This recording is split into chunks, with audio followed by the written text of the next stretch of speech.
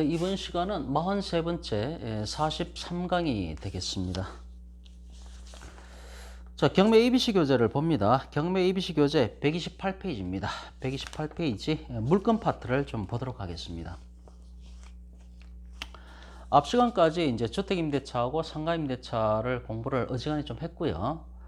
사실은 주임법하고 상임법을 조문 스터디를 하는 게 좀 사실은 좋은데 거기까지 나가면은 너무 시간이 지금 많이 걸릴 것 같아서 일단 좀 이 한 권을 가급적이면 빨리 마스터하는 게 좀 더 중요하지 않나 싶어서 일단 좀 진도를 나가도록 하겠습니다.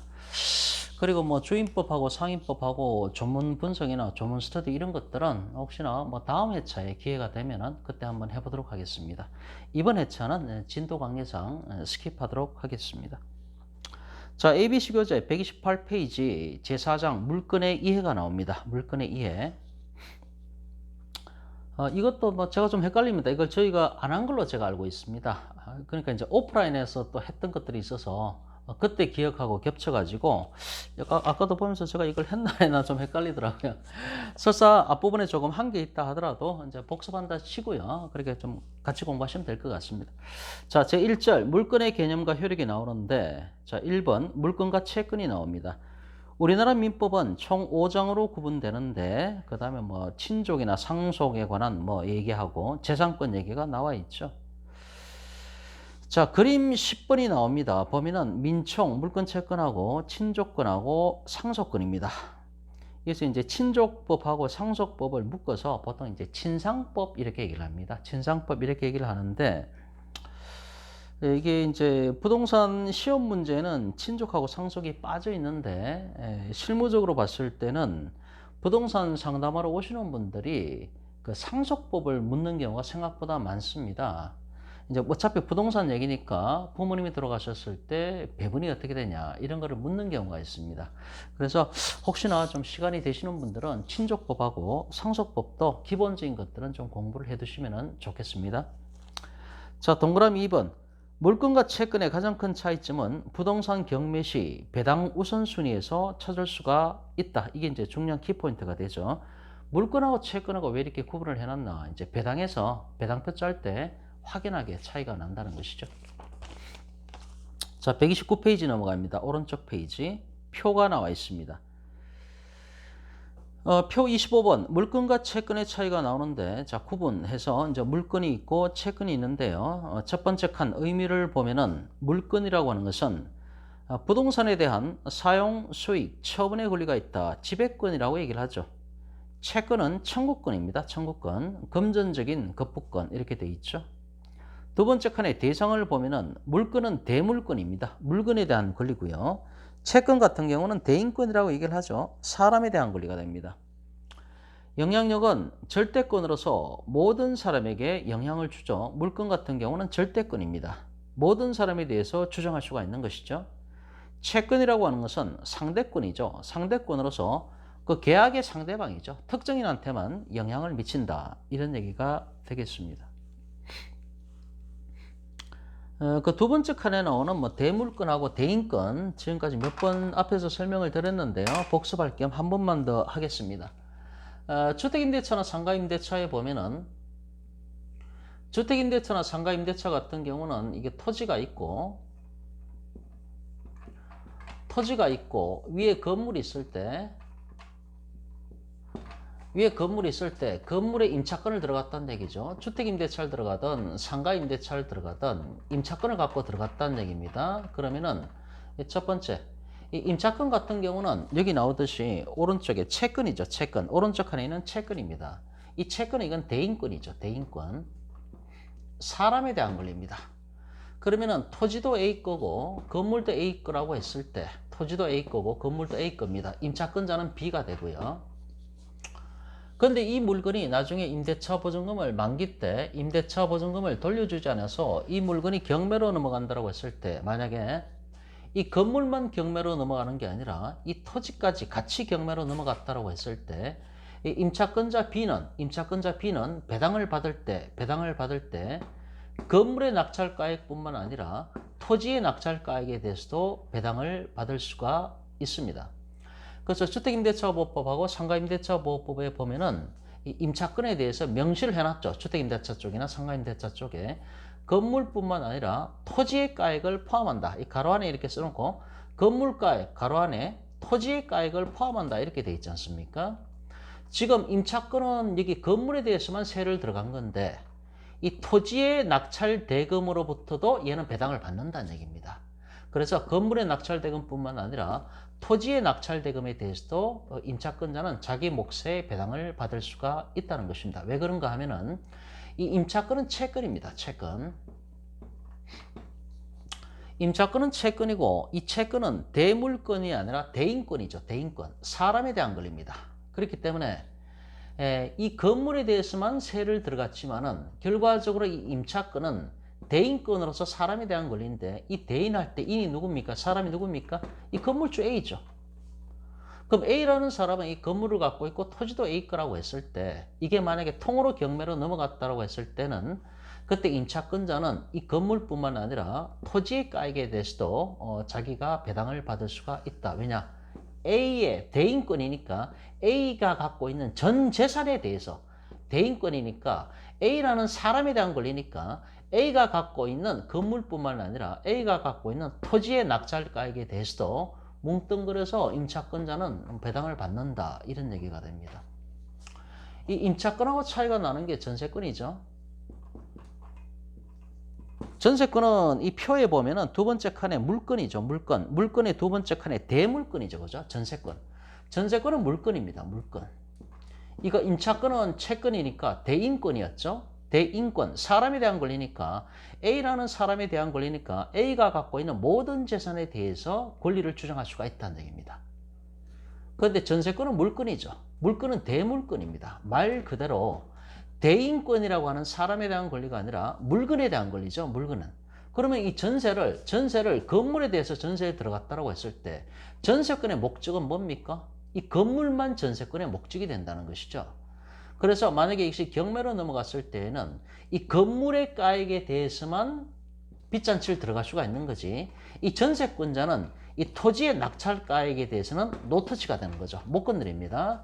그래서 정리해 보면은 전세권은 물건이고 물건은 대물건인데 결과적으로 물건에 대한 권리니까 근데 건물에 대해서 전세를 들어갔으니까 이 건물에 대해서만 자신의 권리를 주장할 수가 있는 거니까 건물의 낙찰가액에 대해서만 배당을 받는다.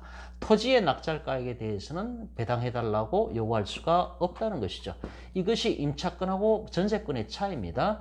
임차권은 채권이니까 대인권이니까 그런 것이고 전세권은 물건이니까 대물건이니까 그런 것입니다. 지금까지 제 기억으로는 여기까지 설명을 드리면은 인원점에 대해서 제가 3번인가 4번 설명을 드렸습니다. 주택임대차 할 때도 또 설명을 드렸습니다. 제가 지금 한 3번, 4번째 설명하는 것 같습니다. 그래서 인원점이 그 박스 안에 보면은 두 번째 칸에 있는 대상, 대물건이냐, 대인건이냐 그 얘기입니다. 이 논점이 이 속에 들어있는 겁니다. 세 번째 칸 받고 네 번째 칸 강행규정인가 여부에 대해서 물건 같은 경우는 강행규정이죠. 물건 법정주의에 따라서. 근데 채권 같은 경우는 당사자 사이에 계약이니까 계약 자유 원칙상 이제 임의 규정에 불과하다 이런 얘기입니다. 그러나 이제 주택임대차나 상가임대차 같은 경우는 특별법인과 동시에 강행법규라고 그 법조문에 명시를 해놨습니다. 주택임대차도 그렇고 상가임대차도 그렇고 강행법규라는 것을 명시를 해놨죠. 마지막 칸에 효력 발생이 있는데 물건 같은 경우는 등기로서 공시를 해야만 효력이 인정받는다. 채권 같은 경우는 A, B 사이의 문제일 뿐이기 때문에 공시하는 수단도 없고요. 공시하는 방법도 없고 공시할 필요도 없는 것이죠. 대세적 효력이 없으니까요. 양 당사자 사이의 문제에 불과한 것이니까 그렇다는 것입니다. 녹화되는지 확인합니다.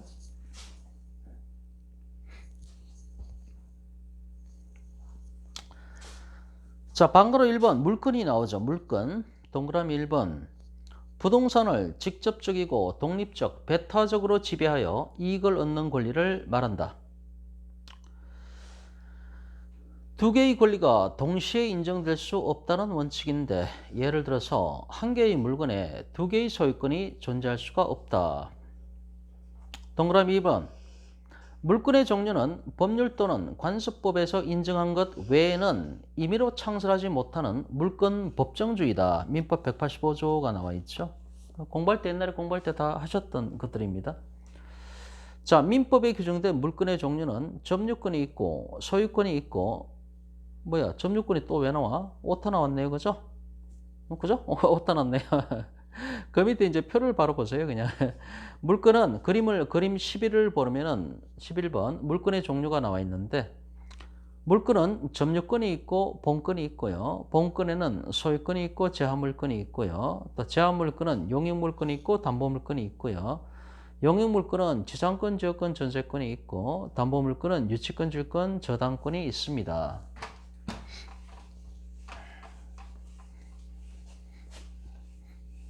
예전에 처음에 할 때 이 부분을 제가 말씀을 드렸습니다. 이것도 지금 설명을 드리면 한 세 번째 설명을 드리는 것 같습니다. 한번 볼까요? 공부할 때는 전체를 개관을 해야 됩니다. 이제 부분적으로 하게 되면은 그것만 알게 될 수가 있는데, 이 전체적인 체계를 잡아야 되기 때문에 하는 겁니다. 물건.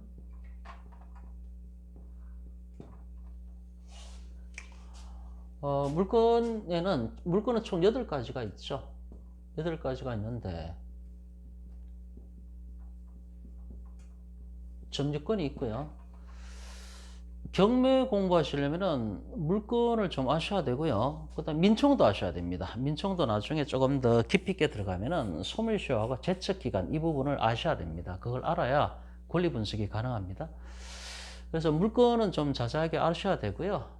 그다음에 뭐 특별법으로서 주임법하고 상임법은 당연히 완벽하게 알고 계셔야 되고 민법 총칙도 좀 알아야 됩니다. 주물종물 이론까지 나오기 때문에 아셔야 되고요. 채권법도 아셔야 됩니다. 두루두루 좀 알고 계셔야 됩니다. 이제 점유권이 있고 그다음에 이제 본권이 있죠. 본권. 점유권이라는 것은 목적물을 점유하는 권리가 되죠. 이게 이제 물권법 파트의 첫 번째 권리죠. 그 다음에 점유권의 대칭적인 권리로서 본권이 있는데 본권은 또 소유권하고 제한물권으로 나눠집니다. 제한물권. 그럼 두 번째 권리가 이제 소유권이 되는 거고 소유권은 이제 절대적 배타적 권리고 영구 무한성이 있는 거고 뭐 그런 얘기들이 있죠.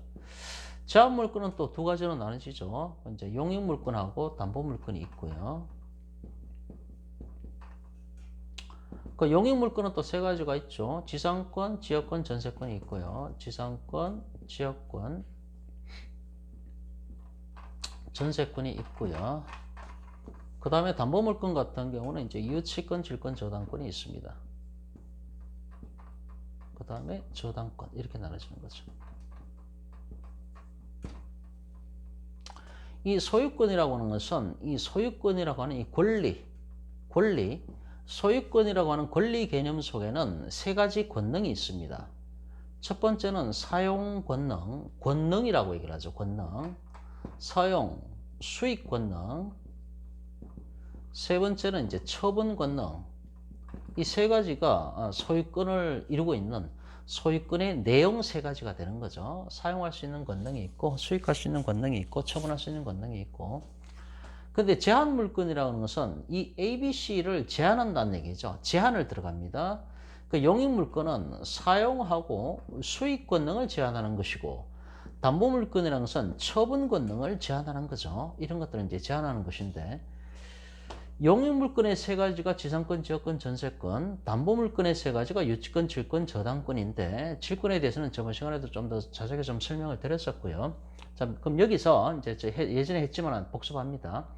여기서 경매에 집어넣을 수 있다고 명문 규정이 있는 것들이 어떤 것들이 있냐는 얘기죠. 경매에 집어넣을 수 있는 것들이 어떤 것들이 있습니까?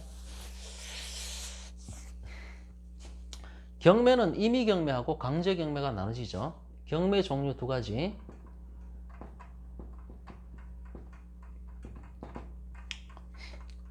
임의경매라고 하는 것은 담보물권을 전제로 깔고 있습니다.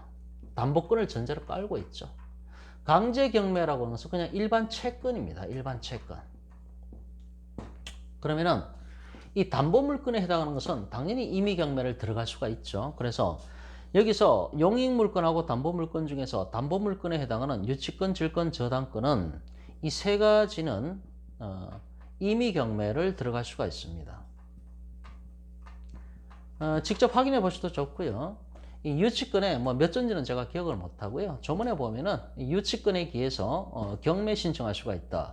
질권에 기해서 경매 신청할 수가 있다. 물론 이제 권리질권 쪽에 나오는 얘기죠.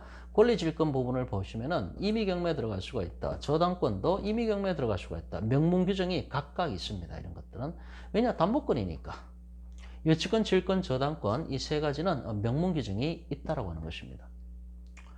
그러면 지상권, 지역권 같은 경우는 해당 사항이 전혀 없죠. 해당 사항이 없습니다. 없고 이제 전세권에 관해서 문제가 되는데 왜냐하면 지상권, 지역권, 전세권은 용익물건이잖아요. 용익물건. 지금 여기서 그러니까 임의경매에 들어갈 수 있는 걸 찾고 있는 겁니다. 임의경매. 그럼 임의경매를 들어가려면 담보권이 전제가 깔려야 되는데 담보권에 해당하는 유치권, 질권, 저당권은 임의경매에 당연히 들어갈 수가 있고 이거는 용익물건이니까 용익물건은 담보물건이 아니잖아요. 그러니까 임의경매 들어갈 수가 없죠. 그러나 이제 이 전세권을 봐야 된다는 것이죠. 전세권 같은 경우는 50%는 용익물건이고 50%는 담보물건이라는 얘기죠. 민법의 편제상으로는 용익물건으로 편제가 되지만은 그 뚜껑을 열어봤을 때는 담보물건 성격을 50% 갖고 있다는 얘기입니다. 상당히 특이한 제도가 되죠.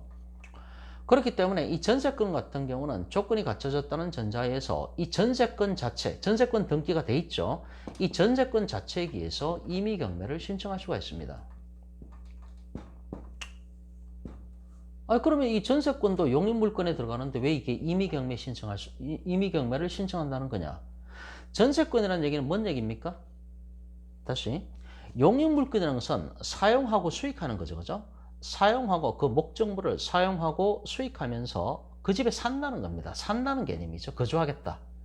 근데 담보물건은 뭡니까? 처분하겠다는 얘기거든요. 처분하겠다. 돈 받고 나가겠다. 뭐 이런 개념이죠. 그런데 전세권은 원칙적으로 용익물건이기 때문에 그 집에 전세로 산다는 것입니다. 그 집에 전세로 산다는 거, 거기에 방점이 찍히면은 사용하고 수익에 방점이 찍히는 것이니까 이건 용익물건이죠. 그러나 전세권에 기해서 만약에 경매를 신청했을 때 전세권에 기해서 경매 신청한다는 얘기는 이제 그 집에 산다는 게 아니라 자기도 돈 받고 나가겠다는 얘기죠. 다시 말해서 이 순간에 경매를 신청하는 순간에 이 순간에 이 전세권은 용익물건성에서 담보물건성으로 변화가 되는 겁니다. 이 전세권은 원칙적으로 용익물건이니까 그 집에서 산다는 개념에 초점이 맞춰지는데 경매를 신청한다는 얘기는 그 집에 살겠다는 것은 포기하는 거죠. 그 집에 살겠다는 게 아니라 자기도 배당받고 돈 받고 나가겠다는 얘기입니다. 그때는 역시 담보물건성이 드러나는 시점이죠. 그래서 이렇게 전세권이 경매 신청했을 때는 용익물건을 그만두고 담보물건적 성격이 부각되기 때문에 이때 이것을 임의경매라고 얘기를 하는 것입니다. 그래서 전세권에 의해서 경매 신청했을 때 전세권 등기가 돼 있는데 그걸 기화로 이렇게 경매 신청했을 때는 이게 이제 임의경매가 된다는 것이죠. 그리고 예전에도 설명을 드렸지만 두 번째, 이것이 만약에 등기부에 기재가 된 전세권에 기해서 임의경매를 신청하는 게 아니고 전세보증금 반환채권, 전세보증금 반환채권에 기해서 경매 신청할 수도 있죠. 이거는 바로 강제경매가 되는 겁니다. 그럼 전세보증금 반환채권에 기해서 강제경매를 신청하려면 이 상태로는 안 되죠. 소송을 제기해서 확정판결 받아야 되죠. 확정판결 받고 이 확정판결서를 갖고 이제 법원에 가서 강제경매를 신청하는 것이죠. 왜냐? 전세보증금 반환채권은 이건 일반 채권이거든요. 그래서 일반 채권이기 때문에 강제경매를 신청할 수가 있습니다. 이렇게 되는 것이죠. 뭐 소송을 통해서 확정 판결을 받아도 되고요. 아니면은 이제 법원에다가 또 하나의 방법은 뭡니까? 직업명령 신청할 수가 있죠. 직업명령은 빠르면은 14일 만에 결판 나죠. 그러니까 소송을 가면은 뭐 1년이 갈 수도 있는 거고 한데 직업명령 신청을 해서 이것이 받아들여진다라고 한다면은 요건에 적합해서 받아들여진다라고 한다면은 14일 만에 결론이 나오지 않습니까? 그럼 바로 강제경매 신청 들어갈 수가 있습니다. 그래서 뭐 이렇게 그래서 어쨌든 유치권, 질권, 저당권은 담보권에서 나온 것이니까 이 세 가지는 임의경매에 들어갈 수 있더라고 법조문의 명문 규정에 있고요. 그 다음에 용익물권은 원칙적으로 담보물권이 아니니까 원칙적으로 용익물권 같은 경우는 임의경매 신청할 수가 없죠. 담보권이 아니니까. 그래서 지상권, 지역권 여기는 이제 경매 신청할 수 있다는 명문 규정 그런 게 아예 없습니다. 그러나 전세권 같은 경우는 용익물권으로 편제가 되지만은 더 이상 살지 않고 자기도 배당받고 나가겠다라고 이렇게 임의경매를 신청했을 때 이때는 담보물권성이 부각이 되겠죠. 이 순간에 담보물권성이 부각이 되기 때문에 임의경매를 신청할 수가 있습니다. 그러니까 전세권 등기가 돼 있는 경우를 얘기하는 겁니다. 전세권 등기가 돼 있을 때 그것을 기화로 인해서 경매 신청했을 때 그건 임의경매를 신청하게 된다. 왜냐? 용익물권성에서 담보물권성으로 이 담보물권성이 부각이 되기 때문에 그렇다는 얘기죠. 또는 이렇게 해서 이제 전세권 자체에 의해서 임의경매 신청을 하거나 또는 전세 보증금 반환 채권에 기해서 소송을 통해서 확정 판결을 받든지 또는 직업명령 신청을 해서 그것이 이제 14일 만에 결정되든지 하면은 이제 강제경매를 들어갈 수가 있다. 왜냐? 전세보증금 반환 채권은 이게 일반 채권에 해당하기 때문에 강제경매를 신청할 수가 있다. 결론적으로 유치권, 질권, 저당권은 임의경매에 들어갈 수가 있고요. 전세권 같은 경우는 임의경매도 들어갈 수가 있고 강제경매도 들어갈 수가 있다. 이렇게 이제 결론을 내리시면 되는 거고요. 이것이 이제 민법의 물권법 파트에서 정리할 건 요 네 가지입니다. 전세권, 유치권, 질권, 저당권 요것만 정리하시면 되고요. 그 다음에 이제 특별법을 봐야 되죠. 특별법 기억나십니까? 어떤 게 있습니까? 가등기 담보법이죠. 가담법. 가등기 담보 등에 관한 법률, 가등기 담보법. 가등기 담보 등에 관한 법률에 의하면은 가등기 담보 내지는 담보 가등기는 이것이 경매로 넘어갔을 때 이것은 저당권으로 본다 이렇게 돼 있죠. 가등기 담보가 돼 있을 때 이것은 경매로 넘어갔을 때는 저당권으로 본다 이렇게 돼 있습니다. 그러면 가등기 담보법에 따른 이 가등기 담보에 대해서 경매로 넘겼을 때 이건 저당권으로 본다라고 돼 있는 거니까 결과적으로 이게 임의 경매가 됩니까? 강제 경매가 됩니까? 당연히 저당권은 담보물권 아닙니까? 당연히 이건 임의 경매가 되는 것입니다. 임의 경매 이렇게 됩니다. 그래서 임의경매에 들어갈 수가 있는 거 특별법에서는 가등기 담보 이거는 경매로 넘어갔을 때 저당권으로 보는 거니까 임의경매로 집어넣는 것이죠. 그 다음에 유치권, 질권, 저당권 임의경매에 집어넣는 거죠. 전세권도 전세권 자체에 의해서 경매 냈을 때 이것은 임의경매가 되는 것이고 전세보증금 반환 채권에 기해서 소송을 통해서 확정 판결을 받거나 직업명령이 떨어지거나 이렇게 해서 강제경매에 들어갈 수 있죠. 정리해 보면은 임의경매에 들어갈 수 있는 것은 여기 가등기 담보, 그 다음에 유치권, 질권, 저당권, 그 다음에 전세권. 물론 전세권은 강제경매도 들어갈 수가 있고요. 이게 답니다. 이게 다고 나머지 것들은 전부 다 일반 채권이죠. 나머지 것들은 전부 다 일반 채권이니까 전부 강제경매로 들어가야 되는 거죠. 어렵지 않습니다. 할 것도 많지도 않고. 그래서 이제 문건 8가지는 점유권 하나, 소유권 두 번째, 그 다음에 2개, 3개, 4개, 5개, 6개, 7개, 8개. 그래서 이제 물건은 8가지가 됩니다. 예전에 몇 번 다 설명을 했던 건데요. 이게 지금 복습 삼아.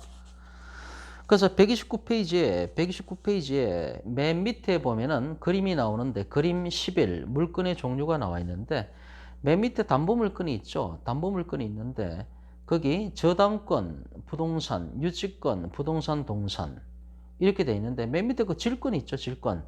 질권이 뭐 동산 질권 그 자체는 맞긴 맞죠. 근데 이제 가로 하나 옆에다 더 써야 되죠. 이제 권리를 쓰셔야 됩니다. 경매와 관련해서 중요한 것은 동산 질권이 아니라 권리 질권이 저희가 공부해야 될 부분이기 때문에 그 동산 오른쪽에다가 권리를 적어 두셔야 됩니다. 권리 질권이 중요하기 때문에 그게 누락이 됐네요. 자, 넘어가겠습니다. 130페이지입니다. 130페이지. 자, 1번에 소유권이 나오고요. 보시면 되고요. 2번 점유권.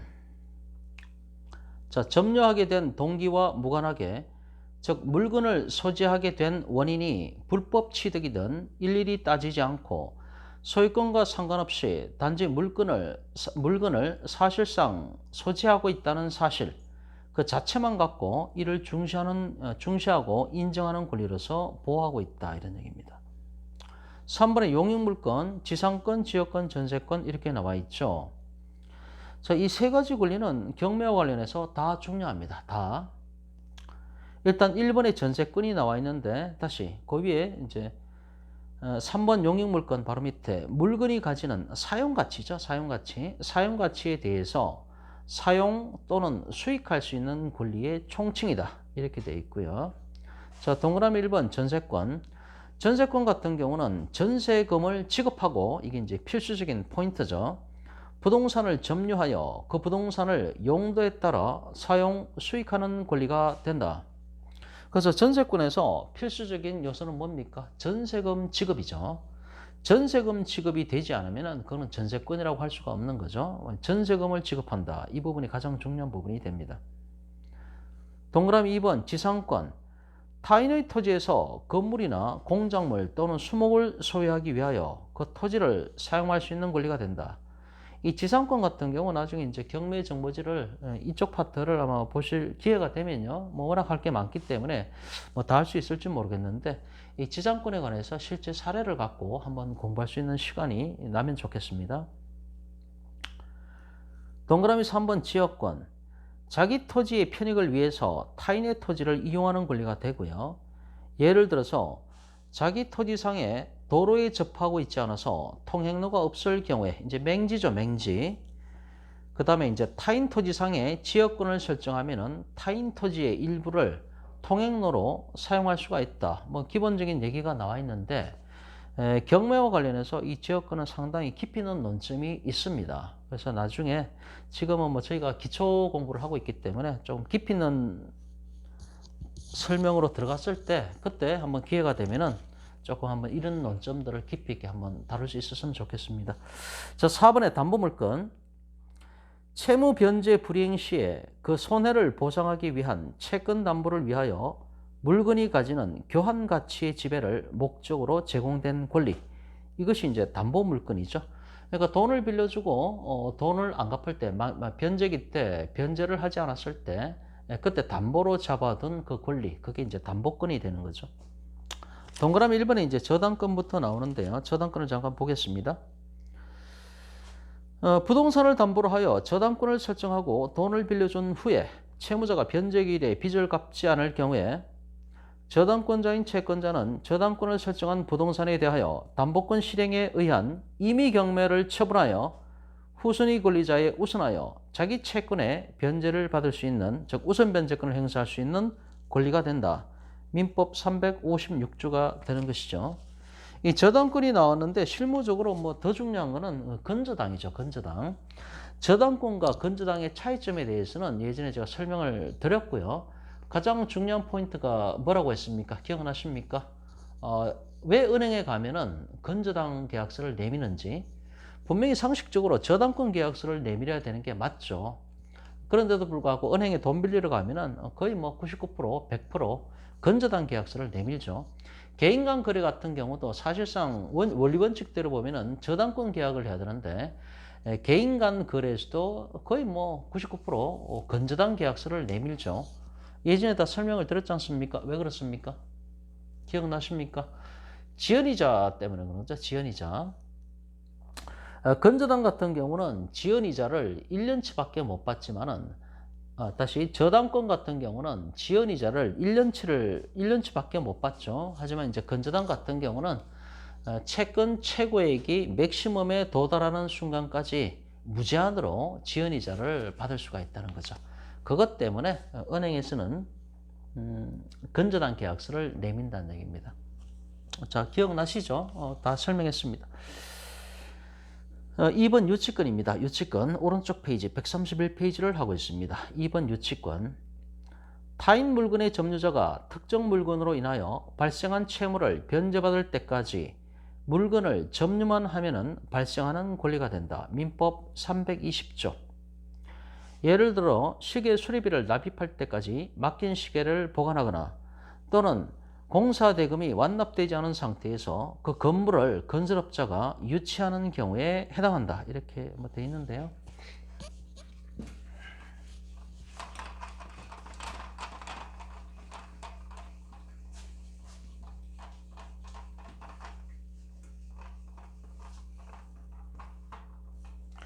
유치권 같은 경우는 일단 저희가 기본적으로 알아야 될 게 뭔가 하면은 경매 신청이 들어가고 그 다음에 경매 개시 등기가 떨어지죠.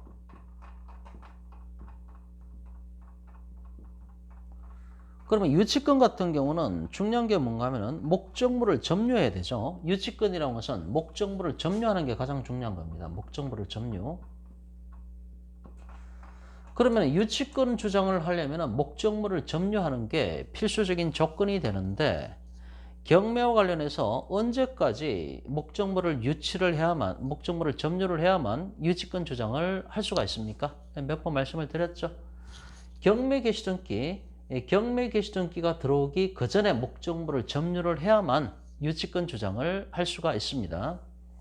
경매 개시 등기 이후에 목적물을 점유하기 시작을 했다. 이건 유치권 안 받아줍니다, 법원에서.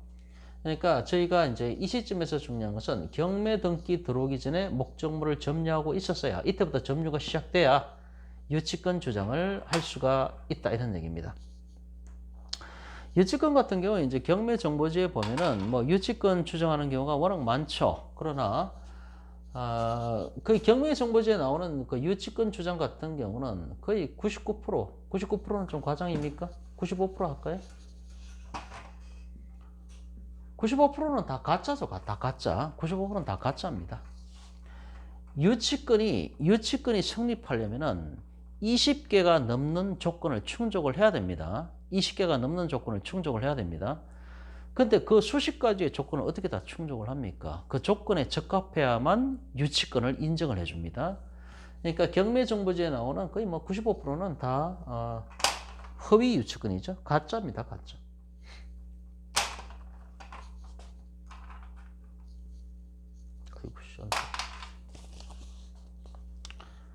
거기까지만 얘기를 하고요. 이제 유치권이 설정된 물건만 전문적으로 공략하는 그런 경매 전문 업체가 있습니다. 있죠. 예.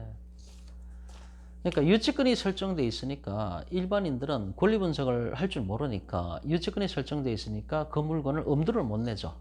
엄두를 못 내지만은 그 전문적으로 하는 업체 같은 경우는 유치권만 공략을 한단 말이죠. 그럼 유치권을 깬단 말이에요. 95%가 가짜니까. 그러니까 일반인들은 유치권이 설정되어 있으니까 접근을 안 하죠. 그러니까 이게 자꾸 유찰되고 가격은 자꾸 내려가죠. 하지만 전문적으로 하는 사람들은 그 유치권을 깨기 때문에요. 그 물건을 이제 유찰되고 했을 때 아주 저가로 낙찰을 받죠. 그러면 전매를 했을 때 그 전매 차익이 엄청 벌어질 거 아닙니까? 그 수익을 노리는 거죠. 예. 작년인가 이 유치권에 대해서 국회에 법안이 한번 올라갔던 것으로 제가 이제 얘기를 들었는데요. 그러니까 유치권 설정하는 이런 거를 없애버리는 거죠. 유치권 설정을 없애버리고 저당권으로 대체하는 법안이 올라갔다라고 얘기를 들었습니다. 그렇게 되면은 이제 유치권 설정된 물건을 낙찰받아서 이제 큰 돈을 벌 수 있는 그런 기회도 이제 없어진다라고 봐야 되겠죠. 하여튼 뭐 좀 그런 게 있습니다. 그러면은 95%가 가짜 유치권인데 왜 법원에서 그거를 기록을 해주고 그 다음에 경매정보지에 유치권 신고 있다 이게 나오냐? 법원에서는 실질적 심사가 아니라 형식적 심사를 합니다. 그렇기 때문에 유치권이 있다고 이제 그 권리를 주장하는 사람이 유치권이 있다고 접수만 하면은 무조건 법원에서는 기재를 해줍니다. 그 서류를 접수하면서 이것이 정말 진성 유치권인가 가짜 유치권인가 그걸 판단할 수가 있는 게 아니죠. 그러니까 형식주의를 취하고 있기 때문에 유치권 신고가 들어오면 무조건 그냥 기록을 해주는 겁니다. 그래서 경매정보지에 보면 뭐 유치권 신고 있다 그 얘기가 법원에서는 뭐 이게 진짜 유치권인지 가짜 유치권인지 구별하지 않습니다. 법원에서 그냥 다 받아줍니다. 서류를. 그래서 그렇게 되는 거죠. 그 다음에 3번의 질권. 질권도 저번에 설명을 드렸는데요. 돈을 빌려주면서 채권을 담보하기 위하여 질권 설정자가 질권자에게 질권 설정 계약을 통해서 질물을 넘겨주고 담보 방법을 설정하는 권리가 된다. 민법 329조. 채무자가 채무 변제하지 않을 경우에 질로 잡은 물건으로부터 채권자가 자기 채권에 대하여 우선 변제받을 수 있는 권리가 된다. 예를 들어서 전당포에서 반지를 잡히고 돈을 빌리는 경우에 전당포 주인은 원금 및 이자를 회수하기 위해서 반지를 처분할 수가 있다. 이건 뭐 동산질권 사례를 들어놨고요.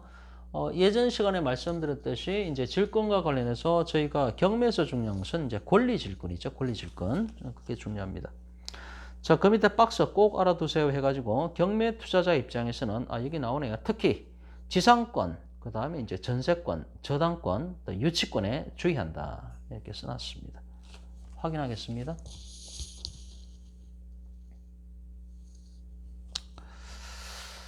자, 그 다음에 방거로 2번 채권이 나옵니다. 조금 더 하겠습니다. 방거로 2번 채권. 채권은 특정인으로부터 일정한 행위를 청구할 수 있는 청구권이다. 채권은 물권과 같은 절대권이 아닌 상대방에 대한 청구권이기 때문에 선후에 관계없이 평등한 지위를 가지게 되어서 우선 변제권이 없고 이에 일반 채권자들의 지위는 평등하다. 채권자 평등주의죠. 우선 변제권이라는 게 없습니다. 자, 예제를 보겠습니다. 자, 채무자의 재산이 5천만 원, 일반 채권자 A의 채권액이 5천만 원, 그 다음에 일반 채권자 B의 채권액이 1억 5천이라고 했을 때 각각의 배당 금액은 얼마인가 이렇게 되어 있습니다. 그 밑에 이제 그림에 보면은 A, B가 나오고요. A의 채권이 5천, B는 1억 5천. 근데 이제 빚잔치할 배당 총액이 5천만 원밖에 안 된다는 얘기죠.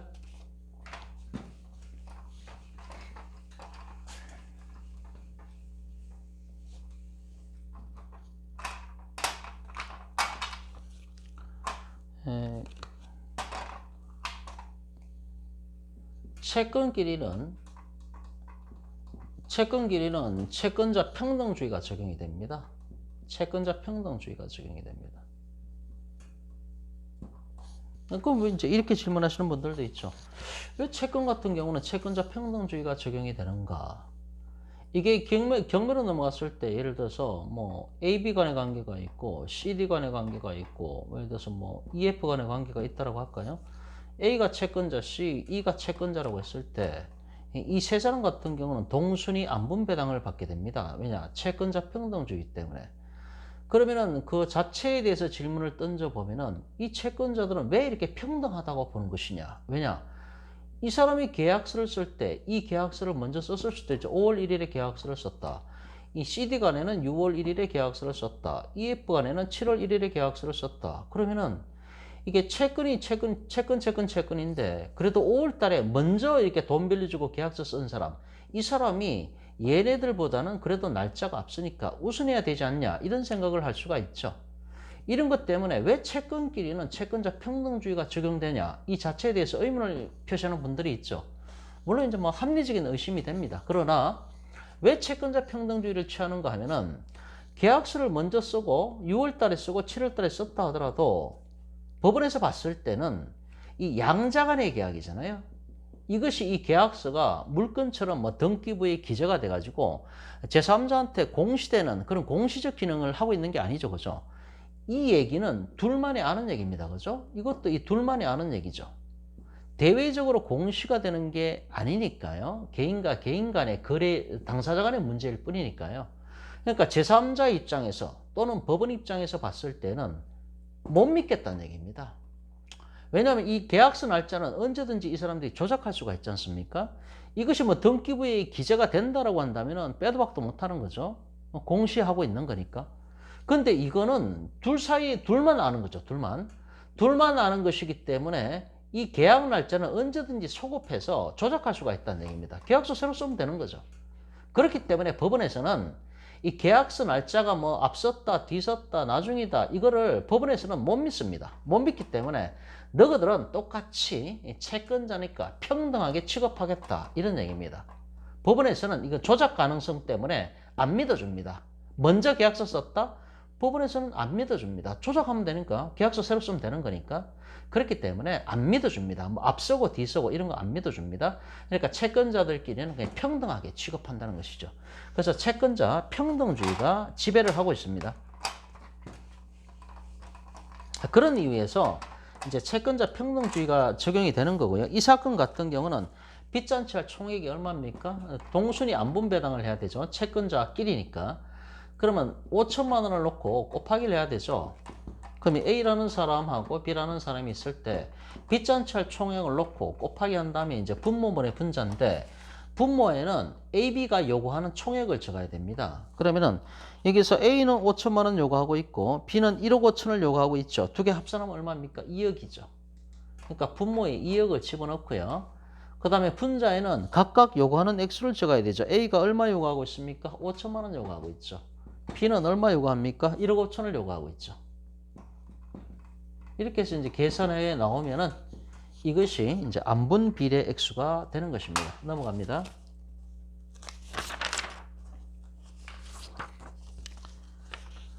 (132페이지) 해설 메뉴에 132페이지 메뉴에 채권은 배당 청구, 선호를 따지지 않고 각 채권자들의 채권액 비율로 안분 배당한다. 이런 얘기입니다. A의 배당 금액은 5천만 원 곱하기 5천 더하기 1억 5천 분의 5천만 원 하면은 이제 1250만 원 나오고요. B는 3750만 원이 나옵니다. 자, 2번 물건의 효력을 보겠습니다. 1번 방가로 1번 일물 일권주의. 동그라미 1번 하나의 독립된 물건에 대해서는 하나의 물건만이 성립한다. 예를 들어서 하나의 물건 위에 두 개 이상의 소유권이 동시에 성립할 수는 없다. 동그라미 2번